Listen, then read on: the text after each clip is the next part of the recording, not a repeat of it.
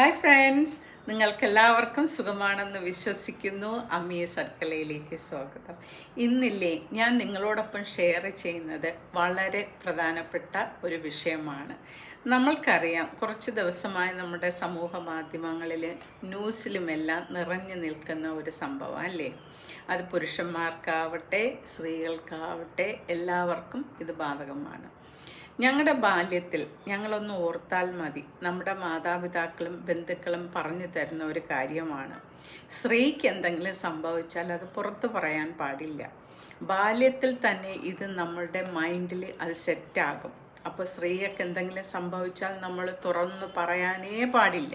കാര്യം എപ്പോഴും സ്ത്രീക്കാണ് ബുദ്ധിമുട്ട് അനുഭവിക്കുക. അതേ സ്ഥാനത്ത് പുരുഷന്മാർക്കാണ് സംഭവിക്കുന്നതെങ്കിൽ അത് അവരുടെ കഴിവാണ് എന്ന ഒരു ധാരണ വെച്ച് പുലർത്തുന്നു നമ്മുടെ സമൂഹത്തിലും നമ്മുടെ വീടുകളിലും നമ്മുടെ ചുറ്റുപാടിലും എല്ലാം തന്നെ. അതെന്തുകൊണ്ട്? നമ്മുടെ മാതാപിതാക്കൾ നമുക്ക് അങ്ങനെ പറഞ്ഞു തന്നതുകൊണ്ട് നമ്മൾ പല കാര്യങ്ങളും പുറത്തു പറയാൻ മടിക്കുന്നു, അല്ലയോ? നിങ്ങൾക്കും ആ അനുഭവം ഉണ്ടായിട്ടുണ്ടോ? എനിക്കും ഉണ്ടായിട്ടുണ്ട്. കാര്യം എൻ്റെ അമ്മയും പറയുമായിരുന്നു, ഒരു കാരണവശാലും നമുക്കെന്തെങ്കിലും അബദ്ധം പറ്റിയാൽ നമ്മളത് ആർക്കൊപ്പം ഷെയർ ചെയ്യരുത്, നമ്മൾ തന്നെ മനസ്സിൽ വെച്ചേക്കണം എന്നുള്ളത്. അത് ബാല്യത്തിൽ പറഞ്ഞു തരുന്ന ഒരു കാര്യമാണ്. പക്ഷേ ഇന്ന് നമ്മുടെ എല്ലാ രക്ഷകർത്താക്കളും തീർച്ചയായിട്ടും നമ്മുടെ കുട്ടികളോടൊപ്പം പറയേണ്ട ഒരു കാര്യമാണ് ഞാൻ നിങ്ങൾക്കൊപ്പം ഇന്ന് ഷെയർ ചെയ്യുന്നത്. അതായത് ആൺകുട്ടിക്കോ പെൺകുട്ടിക്കോ എന്ത് തന്നെ അവർ പുറത്തു പോകുമ്പോഴോ വീട്ടിലുള്ളപ്പോഴോ അവർക്ക് സംഭവിച്ചു കഴിഞ്ഞാൽ അവരെന്താ ചെയ്യേണ്ടത്? തുറന്ന് പറഞ്ഞ് ഹെൽപ്പ് സ്വീകരിക്കേണ്ടത് അത്യാവശ്യമാണ്. നമ്മുടെ കുട്ടികളെ ബാല്യത്തിൽ തന്നെ ഇത് പറഞ്ഞ് പഠിപ്പിക്കണം. അതുപോലെ തന്നെ ആരെങ്കിലും അവർക്ക് ഇഷ്ടമില്ലാത്ത രീതിയിൽ സ്പർശിക്കുകയോ വാക്കുകൾ കൊണ്ട് നോവിക്കുകയോ അല്ലെങ്കിൽ മറ്റുള്ള കാര്യത്തിലേക്ക് അവരെ നയിക്കുകയോ ചെയ്താൽ, അത് സ്കൂൾ തലത്തിലോ കോളേജ് തലത്തിലോ വീട്ടിലോ ആയാൽ തന്നെ അത് തീർച്ചയായിട്ടും വേണ്ടപ്പെട്ടവരെ വേണ്ട സമയത്ത് തന്നെ അറിയിക്കുക, അവരെ പറഞ്ഞ് മനസ്സിലാക്കണം. അതുപോലെ തന്നെ ചെറിയ പ്രായത്തിൽ തന്നെ കുട്ടികളെ യെസ് ആൻഡ് നോ പഠിപ്പിച്ചിരിക്കണം. നോ പറയേണ്ടടുത്ത് കുട്ടികളെ ബോധവാനും ബോധവതികളുമാക്കുക.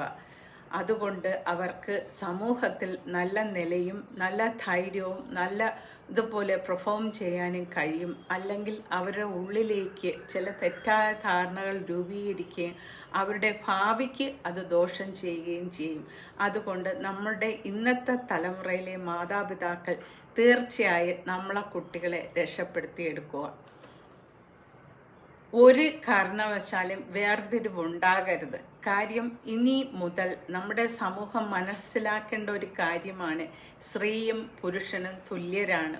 ഒരമ്മ ഒരു പെൺകുട്ടിക്കും ആൺകുട്ടിക്കും ജന്മം കൊടുക്കുന്നത് ഒരുപോലെയാണ്. ഒരുപോലെ വേദന അനുഭവിച്ചാണ് ആ അമ്മ ജന്മം കൊടുക്കുന്നത്. അതുപോലെ തന്നെ അവരുടെ കുട്ടികളെ വളർത്തിക്കൊണ്ട് പോകുന്നതും. നമ്മുടെ രാജ്യത്ത് കൂടുതൽ പുരുഷ മേധാവിത്വം ഉള്ളതുകൊണ്ട് സ്ത്രീകൾ പലതിനും സഹിക്കാനിടയാവുന്നു. സഹനം കൂടുതൽ വേണമെന്ന് ചെറുപ്പത്തിൽ തന്നെ മാതാപിതാക്കൾ അവരെ പറഞ്ഞു പേടിപ്പിക്കുന്നു. ഇത് കാരണം പലതും കുട്ടികൾ പുറത്ത് പറയാൻ തയ്യാറാകുന്നില്ല. അതിൻ്റെ ഭവിഷ്യത്തുകൾ നമ്മുടെ തലമുറയിലെ കുട്ടികൾ ഇപ്പോൾ ഒരുപാട് അനുഭവിക്കുകയും ചെയ്യുന്നു. അതുപോലെ തന്നെ കല്യാണത്തിനു മുമ്പ് കുട്ടികളെ പലതും പറഞ്ഞു പഠിപ്പിക്കേണ്ടത് അത്യാവശ്യമാണ്. അത്യാവശ്യമെങ്കിൽ ഒരു കൗൺസിലിംഗ് സെഷൻ തീർച്ചയായിട്ടും കുട്ടികൾ കല്യാണത്തിനു മുമ്പ് എടുക്കേണ്ടതാണ്. ഇന്നത്തെ കാലത്ത് കുട്ടികൾ അനുഭവിക്കുന്ന പല പീഡനങ്ങളും അറിവില്ലായ്മ കൊണ്ടാണ് അവർ സഹിക്കേണ്ടി വരിക. അതുകൊണ്ട് നമ്മുടെ കുട്ടികൾ ആ ഒരു ഹാർഡ്ഷിപ്പിൽ കൂടി പോകാൻ അനുവദിക്കാതിരിക്കേണ്ടത് നമ്മുടെ എല്ലാ മാതാപിതാക്കളും ശ്രമിക്കേണ്ടതാണ്. ഇന്നത്തെ കാലത്ത് എല്ലാ രക്ഷിതാക്കൾക്കും വിദ്യാഭ്യാസമുണ്ട്, അറിവുണ്ട്. ഒരു പക്ഷേ ഇല്ലെങ്കിൽ അത് പറഞ്ഞു കൊടുക്കുവാനുള്ള സാഹചര്യവുമുണ്ട്. തീർച്ചയായിട്ടും നിങ്ങൾ അതിന് തയ്യാറാവണം.